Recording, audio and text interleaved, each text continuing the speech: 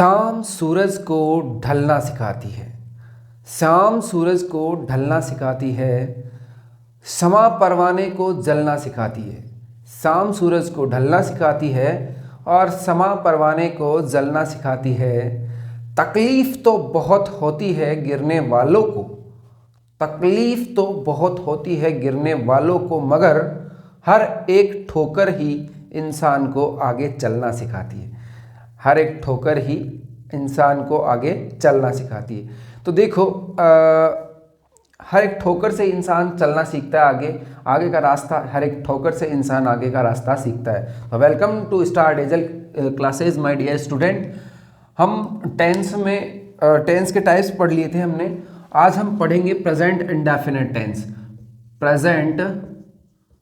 Present simple बोल दो, present indefinite बोल दो, इसको पढ़ेंगे। बहुत ही अच्छा टेंस है प्रेजेंट सिंपल, साधारण सी बात है।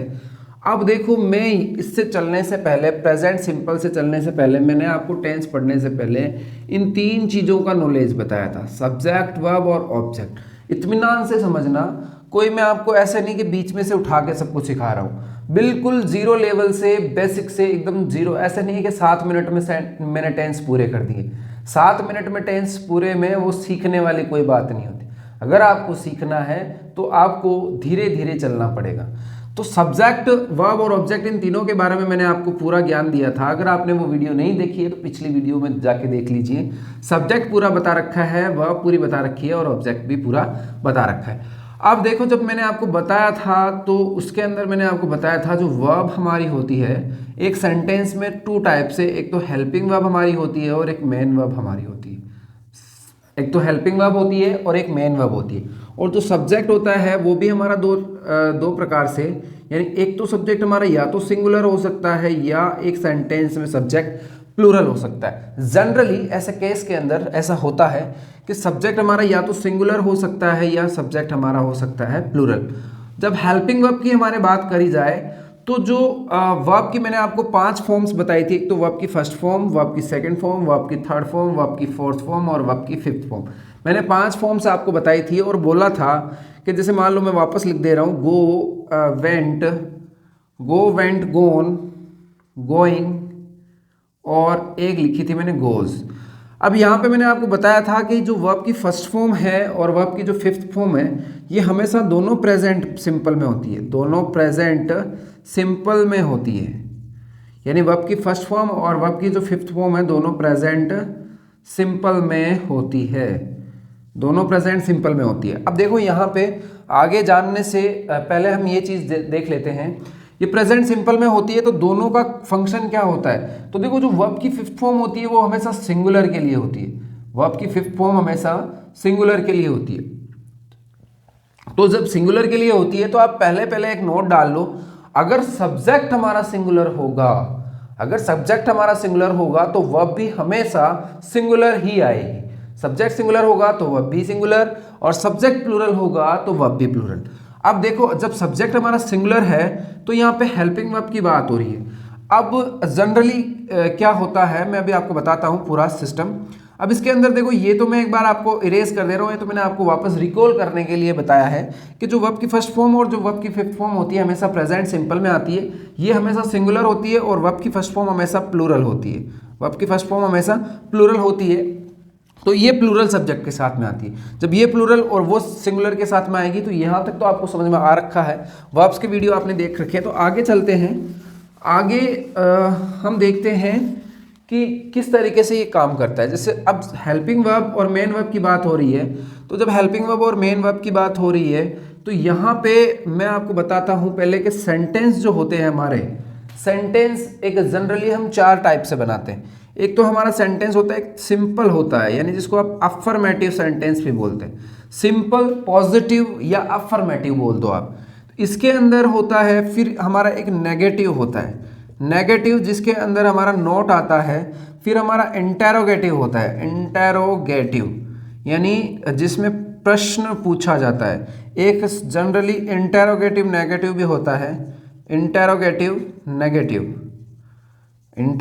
नेगेटिव भी होता है।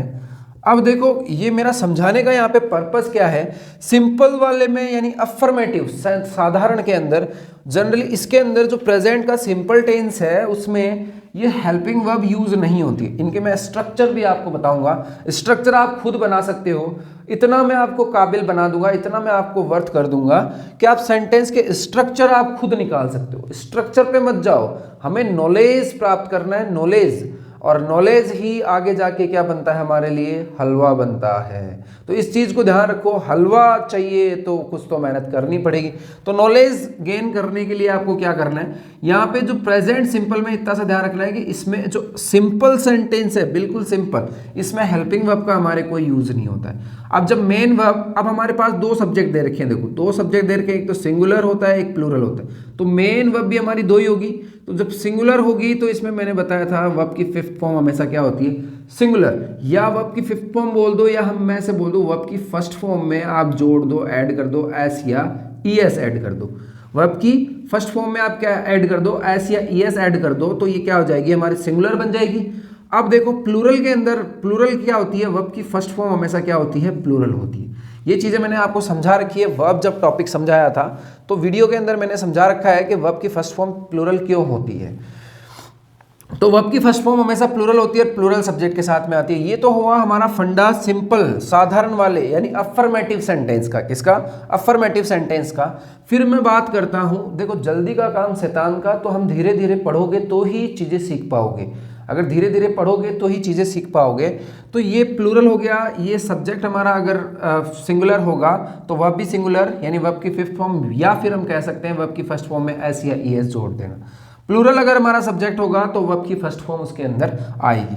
अब अगर ये तो सिंपल की बात हुई, अब अगर बात होती है हमारी हेल्पिंग वर्ब की, जब नेगेटिव सेंटेंस होता है तो हमारी वही सब्जेक्ट, मैं इसको यहाँ से थोड़ा सा ब्रेक करके लिख रहा हूँ, वही सब्जेक्ट हमारा सिंगुलर होगा, वही सब्जेक्ट हमारा प्लूरल होगा। जब सिंगुलर होगा तो हम लगाते हैं इसके अंदर डज, और डज में लगाने के बाद में वर्ब की फर्स्ट फॉर्म आती है। याद रखना डू डज लगने के बाद में आपको एस या ईएस नहीं लगाना है, अच्छी तरीके से याद रखना, डू डज लगने के बाद में आपको एस या ईएस मेन वर्ब में नहीं लगाना है अगर नेगेटिव सेंटेंस हो तो, क्योंकि बार बार स्टूडेंट यही गलती करते हैं ना, और बार बार यही गलती जो यही एरर है जो कि बार बार रिपीट होती रहती है, तो आपको ये एरर नहीं करनी है, ये गलती नहीं करनी है। अगर प्लूरल हमारा सब्जेक्ट है तो डू के साथ में आप वर्ब की कौन सी फॉर्म लगाओगे, फर्स्ट फॉर्म लगाओगे।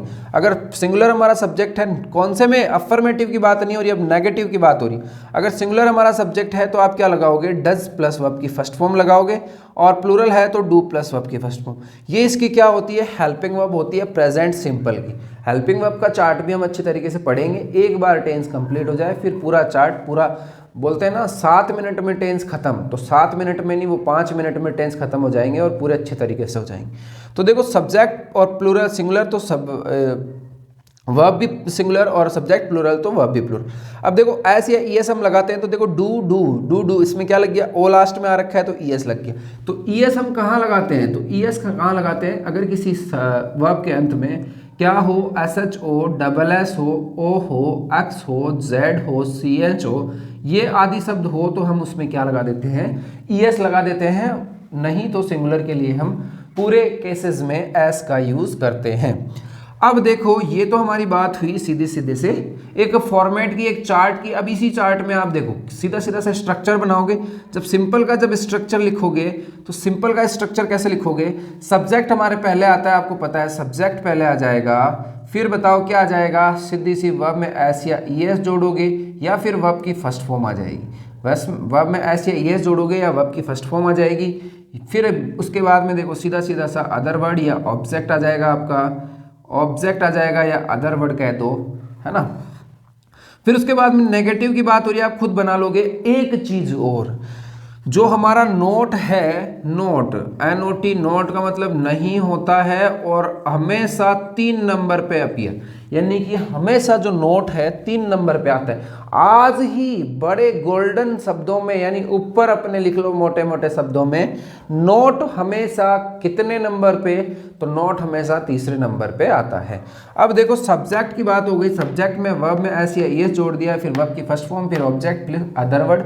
अब देखो नेगेटिव की बात हो रही है, तो नेगेटिव में यहाँ पे मैं चलता हूँ। नेगेटिव की बात हो रही है तो नेगेटिव में देखो सब्जेक्ट आ गया, फिर बाद में देखो क्या आ जाएगा, नेगेटिव में सब्जेक्ट। फिर अब जब हेल्पिंग वर्ब की बात आएगी, नेगेटिव में हेल्पिंग वर्ब की बात आएगी, तो यहाँ पे देखो डू या डज का प्रयोग करोगे आप। डू या डज के बाद में वर्ब की फर्स्ट फॉर्म मैंने बोला था, अगर डू डज का प्रयोग कर लोगे तो ऐसे यस का प्रयोग नहीं करोगे।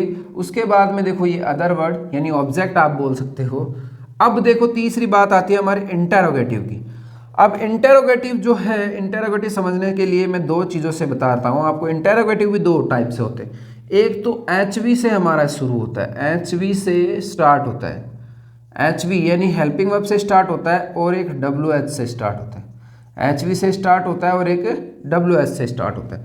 तो जब एचवी से स्टार्ट होता है, डब्ल्यूएच तो देखो डब्ल्यूएच वर्ड होते हैं पूरे, वाट, वेयर, व्हेन, वाई, ये सब डब्ल्यूएच वर्ड है। और जब एचवी से स्टार्ट होता है तो हेल्पिंग वर्ब पहले आती है, तो हेल्पिंग वर्ब पहले उठा के लाओगे तो क्या आ जाएगी, डू या फिर डज का प्रयोग करोगे, फिर वर्ब की फर्स्ट, डू या डज के बाद में आ जाएगी आपके सब्जेक्ट आ जाएगी, फिर वर्ब की फर्स्ट फॉर्म, फिर क्या आ जाएगा अदर वर्ड जो भी आपका, फिर क्वेश्चन मार्क।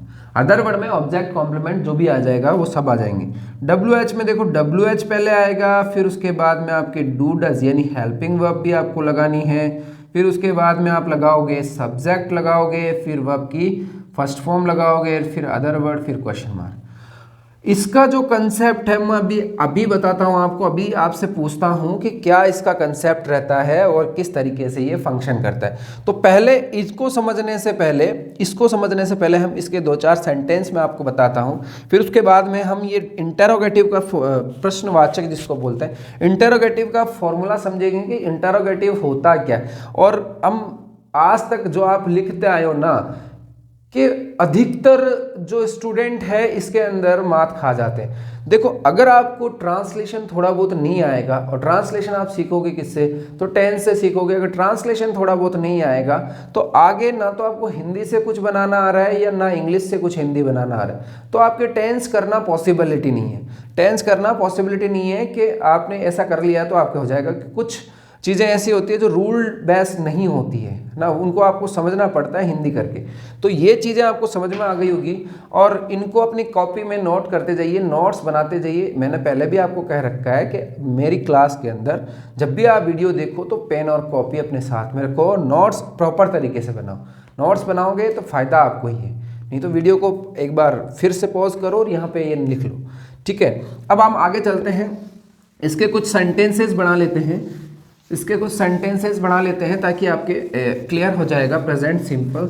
देखो आराम से एक एक चीज़ इत्मीनान से बताते चलता हूँ, आपको एक एक चीज़ बताते चलता हूँ, बिल्कुल टेंशन लेने की ज़रूरत नहीं है।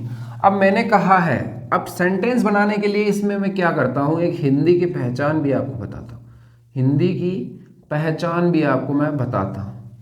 हिंदी की जब पहचान की बात होती है तो इसके अंदर देखो ता है, पढ़ा है ये तो, ता है, ती है, ते है, ऐसे शब्द लास्ट में जुड़े रहते हैं। और वर्ब आपको पता है क्या होती है, वर्ब में क्या आता है, यानी जिस भी वर्ब के लास्ट में ना आता है, यानी खाना पीना, उठना बैठना, जाना खाना जो भी है, लेकिन उस ना की जगह क्या आएगा, ता है, ती है। यानी खाता है, खाती है, खाते हैं, जाते हैं, जाती है, जाते हैं, पीते हैं, पीती है, पीते हैं। तो ये वाले शब्द आएंगे तो किस में यूज होंगे, प्रेजेंट सिंपल में। अब देखो छोटे छोटे सेंटेंस में बनाता हूँ जिस तरीके से, जैसे मान लो तुम्हें कहा जाए कि ऐसे सेंटेंसेस बनाओ कि सूरज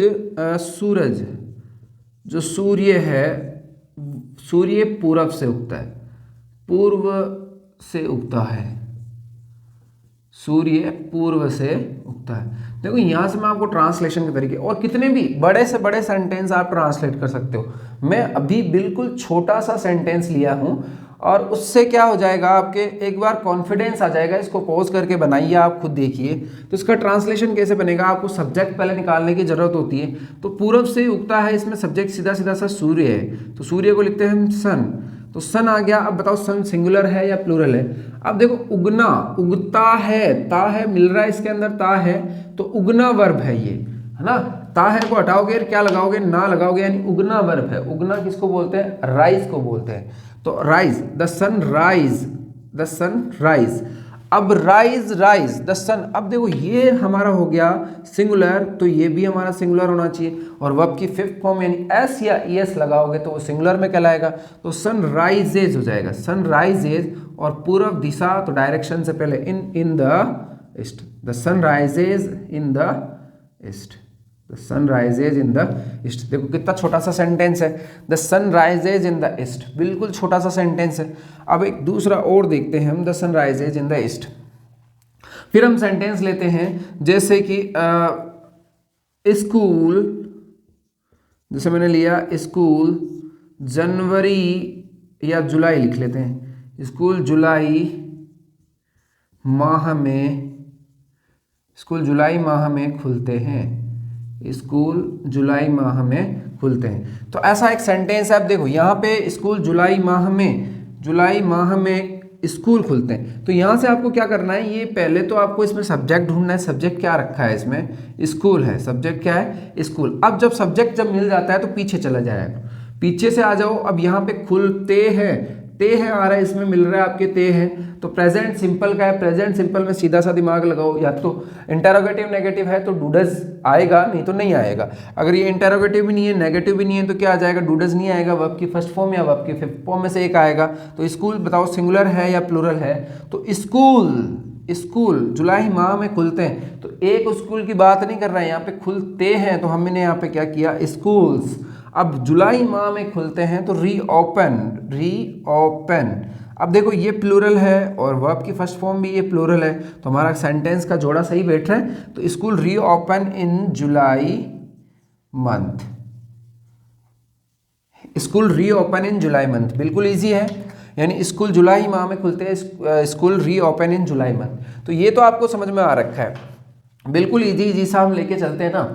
फिर बाद में आगे मैं, अभी देखो ये तो बिल्कुल इजी सा था, अब हम आगे चलते हैं। पहले नेगेटिव का कुछ करते हैं, फिर बाद में मैं आपको कुछ सेंटेंस जो कि घर से अपने बैठे बैठे आपको बनाने हैं, और कमेंट में आपको कमेंट करके मुझे बताना है कि कितना आपको समझ में आ रहा है। अब हम नेगेटिव की बात करते हैं। देखो नेगेटिव में क्या होता है, जैसे सीता रोज़ाना, सीता रोज़ाना गाना नहीं गाती है, सीता रोज़ाना गाना नहीं गाती। देखो यहाँ पे सीधा सीधा सा सीता रोज़ाना गाना नहीं गाती, तो नहीं आ रखा है। और ता है ती है, देखो यहाँ पे तय ती है मिल रहा है आपको। अगर ती है मिल रहा है तो सीधी सी बात है कि प्रेजेंट सिंपल का सेंटेंस है। अब इसमें आपको सब्जेक्ट ढूंढना है, सीता आ गया आपके सब्जेक्ट। फिर बताओ सीता, पीछे आ जाओ, गाती है, ती है आ रहा है लेकिन नहीं भी आ रहा है, तो हमें दिमाग में क्या आना चाहिए कि डू डज जरूर आएगा। अब जब डू डज आएगा तो सीता सिंगुलर है, तो सीता सिंगुलर है तो बताओ डज का यूज करोगे। जब सीता सिंगुलर है तो सीता डज, फिर नहीं आ गया तो नॉट के लिए नॉट आ जाएगा। अब एक चीज देखो, Sita does not, Sita does not रोजाना daily, Sita does not daily. और गाने को क्या बोलते हैं, sing, sing a song, sing a song. Sita does not daily sing a song, Sita daily does not sing a song, किस तरीके से भी आप बोल सकते हो। Sita does not daily sing a song यानी कि सीता रोजाना गाना नहीं गाती है, सीधी सीधी सी बात है। सीता फिर गाती है पे आ जाओ, तो नहीं गाती है तो डज नॉट आ गया। फिर गाने की बात आ रही है तो यहाँ पे सिंग ए सॉन्ग कर दो, गाती है तो सिंग ए सॉन्ग। और रोजाना है तो ये तो एडवर्ब है, और एडवर्ब क्या होती है आपको बता देता हूँ मैं, एडवर्ब है ये, एडवर्ब। और एडवर्ब क्या होती है, ये क्रिया विशेषण इसको बोलते हैं, यानी कि क्रिया की विशेषता बताती है, किस तरीके से कि जो एक्शन है उसकी फ्रिक्वेंसी को बताती है। फ्रिक्वेंसी यानी कि उसकी बारंबारता, उसकी जो एक्शन है वो कब कब होता है, इस चीज को बताने में जो हेल्प करती है वो कौन करती है, एडवर्ब करती है हमारी। तो ये इस वर्ब के आसपास रखोगे तो पता चल जाएगा, और वर्ब के आसपास नहीं रखोगे तो भी कोई दिक्कत वाली बात नहीं है, लेकिन ज्यादातर बेटर यही रहता है इसको वर्ब के आसपास डाला जाए। तो ये तो हुआ हमारा नेगेटिव का एक सेंटेंस, और बाकी सेंटेंसेस आपको बनाने भी है। अगर नहीं समझ में आए तो मुझे बताना, मैं आपको पूरा एक सेपरेट ट्रांसलेशन के मैंने वीडियो बना भी रखे हैं, और भी इसके साथ साथ हम करते रहेंगे। 2-4 लंबे सेंटेंस भी हम करेंगे तो उससे आपके पूरा क्लैरिफाई हो जाए। देखो यहाँ पे अब आगे हम देखो आगे जो मेरा जो मेन पॉइंट है मैं आपको बताना चाहता हूँ। जो मेन पॉइंट है वो चलते हैं हम। देखो मैंने दो सेंटेंस लिखे हैं। क्या क्या क्या तुम अपना गृह कार्य करते हो? क्या तुम अपना गृह कार्य करते हो? और दूसरा क्वेश्चन है तुम क्या करते हो? तुम क्या करते हो? अब देखो यहाँ पे मैं क्वेश्चन मार्क दे देता हूँ आपको। तुम क्या करते हो, क्या तुम अपना गृह कार्य करते हो? अब देखो दोनों क्वेश्चन मार्क इंटेरोगेशन है दोनों, और दोनों में सिमिलरिटीज आपको ज़्यादा दिखेगी। यही एक स्टूडेंट है वो मात खा जाता है कि ये जो सिमिलरिटीज है इससे, ये जो समानताएं हैं इससे मात खा जाते हो। तो देखो इस सेंटेंस को आराम से समझना। यहाँ पे लिखा है क्या तुम अपना गृह कार्य करते हो, दूसरा लिखा है तुम क्या करते हो। अब इसमें देखो आपको जो WH वर्ड है, एक तो मैंने आपको इंटेरोगेटिव बताया था कि इंटेरोगेटिव कितने प्रकार के होते हैं। देखो इंटेरोगेटिव मैंने आपको बताया है अभी। इंटेरोगेटिव आपके दो प्रकार के, एक तो हेल्पिंग वर्ब से स्टार्ट होता है, एक WH से स्टार्ट होता है। तो जो WH वाला कौन सा है और आपके हेल्पिंग वर्ब वाला कौन सा है? तो हेल्पिंग वर्ब वाला कौन सा है और WH वाला कौन सा है, ये जानने के लिए हमें क्या करना पड़ेगा। तो ये क्या तुम अपना गृह कार्य करते हो, इसमें जो एक्शन छुपा है देखो, क्या तुम अपना गृह कार्य करते हो। मैंने पूछा क्या तुम अपना गृह कार्य करते हो, क्या तुम मेरे वीडियो, ये स्टार डेजल के वीडियो क्या तुम रोज देखते हो? तो क्या आया, क्या तुम रोज वीडियो देखते हो? तो तुम बोलोगे नहीं, हाँ देखते हैं, बिल्कुल देखते हैं। तो मैंने आपसे पूछा क्या तुमने चैनल को सब्सक्राइब किया? हाँ बिल्कुल किया। तो ये क्या छुपा है आपसे, आपने क्या कहा, यस या नो में आंसर दिया। और जब हमारा आंसर यस या नो में हो, जब हमारा आंसर क्या हो, यस या नो में हो, तो हम सीधी सी बात है उसमें क्या रखते हैं, हेल्पिंग वर्ब को आगे रखते हैं। और अगर फिर भी नहीं समझ में आ रहा है, यस नो नहीं समझ में आ रहा है, तो ऐसा देखो कि क्या जब शुरू में आ जाता है, शुरू में जब क्या सेंटेंस के जब शुरू में क्या आ जाता है, तो सीधा सा ऐसे दिमाग में रखना कि ये किससे बनेगा, हेल्पिंग वर्ब से बनेगा। और जब क्या, क्यों, कैसे, कब, WH वर्ड यानी क्या, क्यों, कैसे, कब, कहाँ, कितनी, तो ये जब बीच में आ जाते हैं, बीच में आ जाते हैं, तो वो हमेशा किससे बनता है, WH वर्ड से।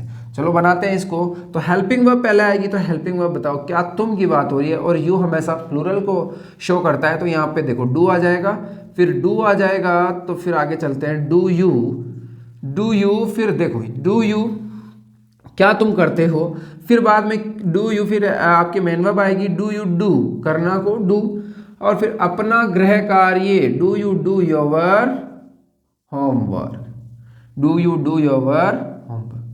जो चीज़ें आपको नहीं समझ में आए मुझे कमेंट करके बताना, मैं आपको कल वाले जो क्लास होगी उसमें पूरा क्लैरिफाई कर दूंगा कि कहाँ चीज़ें आपको समझ में नहीं आई है। आप कमेंट करके मुझे बताना कहाँ नहीं आ रहा है समझ में। तो तुम क्या करते हो, अब देखो यहाँ पे तुम क्या करते हो। अब यहाँ पे क्या को हम बोलते हैं वॉट, जनरली क्या को क्या बोलते हैं, वोट। अब वॉट पहले आएगा तो WH वर्ड पहले आएगा वॉट, फिर देखो तुम की बात हो रही है तो डू लगा दोगे आप, क्योंकि डू हमारा यहाँ पे क्या है, अभी हेल्पिंग वर्ब आ रही है। फिर जो सब्जेक्ट आएगा वो ये आएगा व्हाट डू यू। अब हमारी मेन वर्ब भी आएगी ना, व्हाट डू यू, क्या करना, करना को क्या बोलेंगे, do. What do you do, तुम क्या करते हो, व्हाट डू यू डू, तुम क्या करते हो। देखो हर एक टेंस में मैं आपको कुछ चीज़ें बताते चलूँगा ताकि आपके सारी चीज़ें क्लियर रहे, और आपका थोड़ा सा पढ़ने की तरफ मैं फोकस करना चाहता हूँ, तभी तो ये चीज़ें आपको समझ में आएगी। जब हम इसके एग्जाम्पल्स करेंगे तो आपको अच्छे से समझ में आएगा। अब इसके क्या होते हैं, कुछ रूल्स होते हैं, कुछ कंसेप्ट होते हैं, वो कंसेप्ट आपको जानने जरूरी है। लेकिन उससे पहले आप लोग क्या कीजिएगा कि आप जितना हो सके उतना सेंटेंस अपने घर पे बनाएं, और जितना ज़्यादा बनाओगे उतने ही आप में जो इंग्लिश का जो ट्रांसलेशन करोगे, जब हिंदी का ट्रांसलेशन करोगे तो आपके ज़्यादा समझ में आएगा। तो ये चीज़ें आपको समझ में आ गई। तो हम कुछ देखो यहाँ पे कुछ हम किसकी बात करते हैं, ये तो आपने कर ही लिया होगा। तो इंटेरोगेटिव की बात करते हैं, 2-4 एग्जाम्पल और करते हैं इंटेरोगेटिव के, ताकि आपको समझ में आए अच्छे से। जैसे इंटेरोगेटिव की हम बात करते हैं तो बोलता हूं मैं क्या वह अपनी मां के साथ, क्या वह अपनी मां के साथ सुबह है, जल्दी सुबह न्यूज़पेपर पढ़ता है, अखबार पढ़ता है, ऐसे लिख देते हैं, अखबार पढ़ता।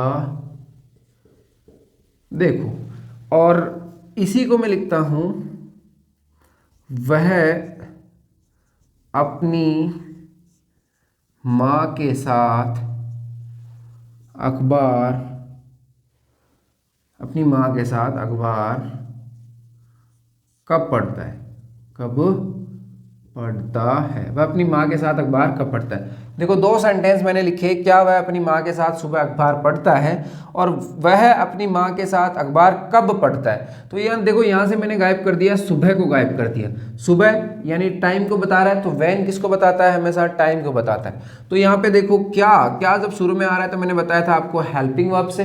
बिल्कुल इजीली तरीके से आपकी किताबों में बहुत सारी हिंदी की ऐसी लाइनें दे रखी होती है, और जो आपकी ग्रामर होती है, ग्रामर के अंदर आपको हिंदी और इंग्लिश दोनों के साथ दे रखा होता है। तो जितने भी क्वेश्चन हैं, जितने भी आपके टेक्स्ट बुक के क्वेश्चन हैं, और जितने भी आपके, जैसे मान लो अगर आप किसी कंपटीशन की तैयारी कर रहे हो या फिर किसी और की, अगर आप इंग्लिश अच्छे तरह से सीखना चाहते हो, तो 12th तक की आपने किताबें तो पढ़ी है, उनमें ग्रामर है, ग्रामर की जो किताब ग्रामर है उसमें टेक्स्ट बुक के क्वेश्चन है, वहाँ से बहुत सारे क्वेश्चन, सारे क्वेश्चन इंटरोगेटिव के हैं, क्योंकि हर क्वेश्चन इंटरोगेटिव फॉर्मेट में पूछा जाता है। तो हर क्वेश्चन इंटरोगेटिव में उसकी हिंदी भी लिखी होती है, उसकी इंग्लिश भी लिखी होती है। तो आप उसको ट्राई करो एक बार, आपकी इंग्लिश बहुत अच्छे से सुधर जाएगी, आपको एटलीस्ट क्वेश्चन तो पढ़ना आ जाएगा।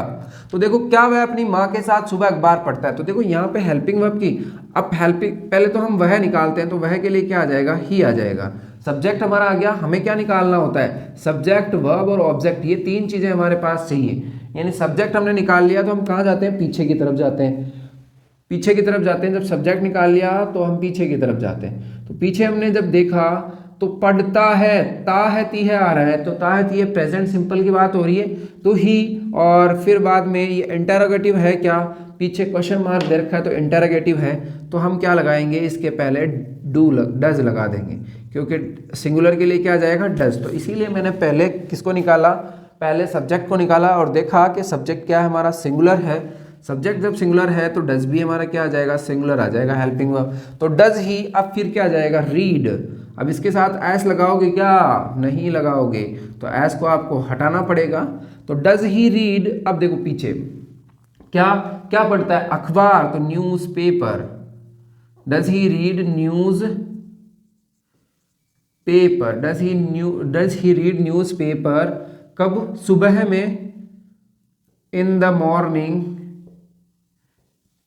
इन द मॉर्निंग। अब फिर क्या आ जाएगा, के साथ। अब देखो, साथ जो आता है ये प्रेपोजिशन है, प्रेपोजिशन के वीडियो मैंने सारे डाल रखे हैं, आप प्रेपोजिशन सारे देखो, क्योंकि हिंदी में जब प्रेपोजिशन आता है तो वो नाउन के बाद आता है। अच्छे से सुनना, हिंदी में जब प्रेपोजिशन आता है वो नाउन के बाद आता है, लेकिन इंग्लिश में जब लिखते हैं तो उसको नाउन से पहले लिखते हैं। तो साथ, मॉर्निंग के बाद में क्या आ जाएगा, विथ, और विथ माँ के साथ तो विथ, और अपनी, अपना ये पोजीशन है, इसका मैं कल आपको बताऊंगा कि पोजीशन, अपना, अपनी, पराया, वराया क्या होता है। तो ये सारी चीजें भी कल हम डिस्कस करेंगे, लेकिन अभी देखते हैं विथ, अपनी, अपनी को हम देखो, ही का अपना क्या हो जाएगा, his mother, with his mother. देखो, does he read newspaper in the morning with his mother, यानी क्या वह अखबार पढ़ता है इन द मॉर्निंग, सुबह के समय, विथ हिज मदर यानी अपनी माता के साथ में। तो देखो, सीधा सीधा सा समझ में आ गया। अब देखो, वह अपनी माँ के साथ अखबार कब पढ़ता है, तो पहले सब्जेक्ट निकालो, वह आ रखा है सीधा सीधा सा, ही। अब पीछे आ जाओ, पढ़ता है के लिए रीड लिखा मैंने, पढ़ता है के लिए रीड लिखा, ही रीड। अब वैन आ रखा है, वैन देखो कब की बात हो रही है, तो पहले बता रखा था, वैन कब आता है, शुरू शुरू में आता है, वैन ही। अब देखो, वैन के बाद में आप डूडस का भी प्रयोग करोगे, तो यहाँ पे डूडस का प्रयोग कर लो। तो डूडस के लिए ये देखो, यहाँ पे ही जब सिंगुलर है तो डज आ जाएगा। वैन डज ही रीड, अब देखो अखबार की बात हो रही है तो न्यूज़पेपर आ जाएगा, न्यूज़पेपर, और फिर साथ आ गया तो विथ, फिर माँ आ गया तो क्या आ जाएगा, हिज मदर।